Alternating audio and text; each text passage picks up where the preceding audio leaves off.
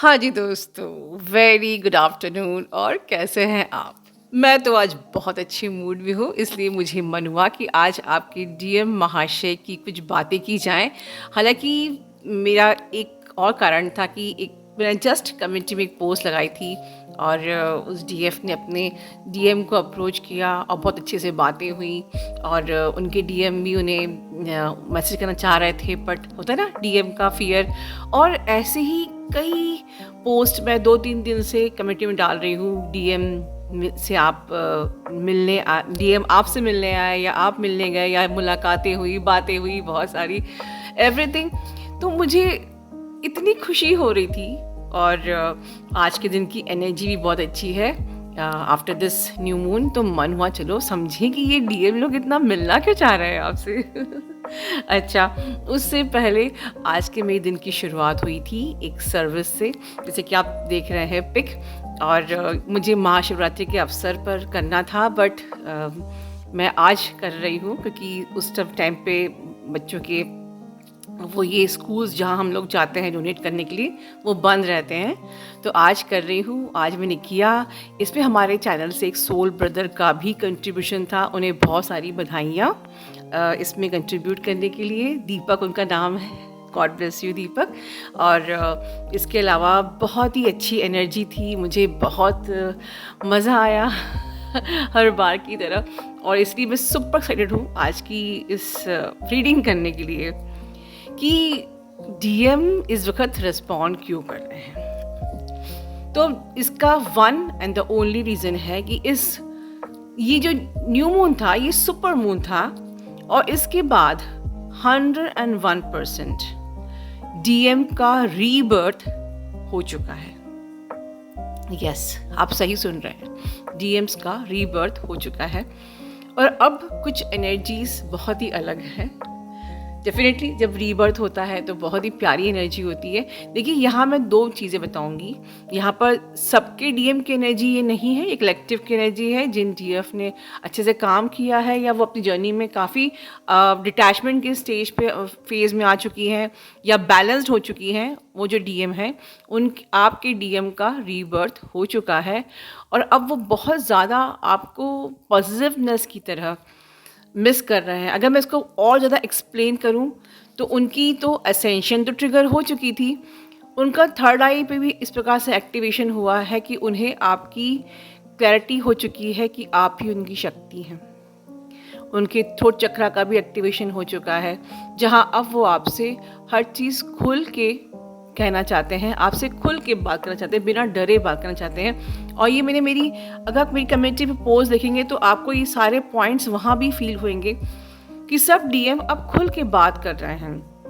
उनके हार्ट चक्रा की भी एक्टिवेशन हुई है कि वो अपना दिल निकाल के, दिल खोल के आपसे प्यार करना चाहते हैं। ठीक है, बट ये जो एक्टिवेशंस उनके अंदर हुए हैं उसको मेंटेन करना आपके हाथ में है।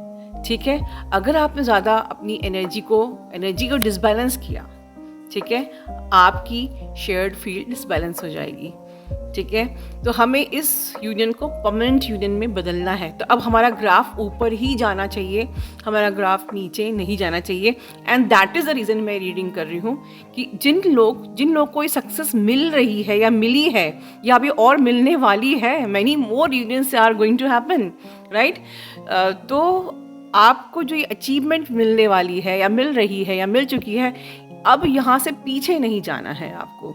और जो लोग अभी जर्नी पे नए भी हैं तो इन चीज़ों को सुनिए, याद रखिए, ताकि जब आपका टाइम आएगा तब आप लोग एटलीस्ट आपके पास पूरी अवेयरनेस है, पूरी नॉलेज है कि कैसे डील करना है। आप ब्लेस्ड हो, राइट। खैर, ब्लेस्ड तो हम सभी हैं। साथ में आपके डीएम के लो चक्रास तो खैर एक्टिवेट हो ही चुके हैं, इसलिए रीबर्थ हुई है। तो जो भी ऑब्स्टिकल्स थे, ये ज़माना, ये बेरहम ज़माना जालिम ज़माना, ये सब जो जितने थे वो सब कोलैप्स हो चुके हैं। मतलब कि आपके डीएम ने आपको चूज़ किया है, क्योंकि आपने अपने डीएम को चूज़ किया है। आपके डीएम ने इस जर्नी को चूज़ किया है। ठीक है, उन्हें ट्विन फ्लेम जर्नी नहीं पता है, पर आपके संग ज़िंदगी में आगे चलना है क्योंकि आपने इस जर्नी को चूज़ किया है।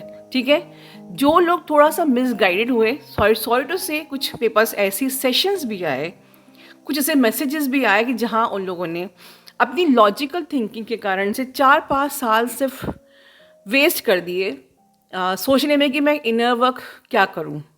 इधर से ये सुन लिया, उधर से वो सुन लिया, और मुझे एक तो मैंने डाला भी है कम्युनिटी में कि बहुत देर लगा दी थी मैंने इनर वर्क लेने में, लेकिन जैसे ही मैंने इनर वर्क लिया 1 वीक में डीएम का मैसेज आ गया।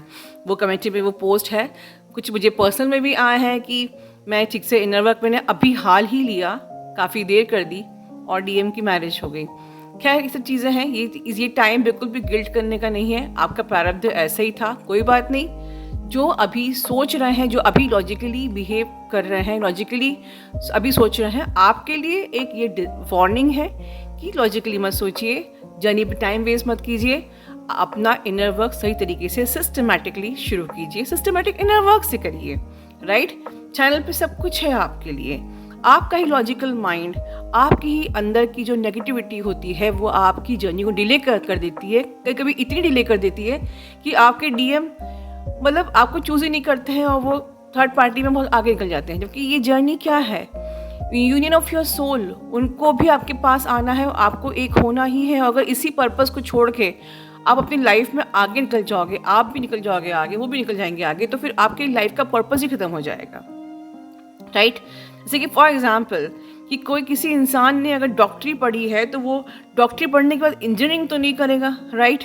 तो अगर आप incarnate as a twin flame हुए हो तो आप लाइफ में वो चीज़ करोगे जो आपके लिए बनी ही नहीं है, कि बाकियों की तरह सिर्फ शादी करके बच्चे करना और अपना ये लाइफ को बर्बाद कर देना नेक्स्ट लाइफ के लिए। तो नेक्स्ट लाइफ में फिर आपके पास ऐसे अटैचमेंट्स, कमिटमेंट्स आ सकते हैं, तब क्या करेंगे। ये डिवाइन आपसे नेक्स्ट लाइफ में और ज़्यादा डिफ़िकल्ट टेस्ट ले ले, क्योंकि इस लाइफ को आपने वेस्ट कर दिया। तो ये बहुत ही गंभीरता की बात है। डीएफ्स, मैं ये क्यों बोल रही हूँ, क्योंकि जो डीएफ की एनर्जी मुझे आ रही है, थोड़ी सी यहाँ मुझे तकलीफ हो रही है।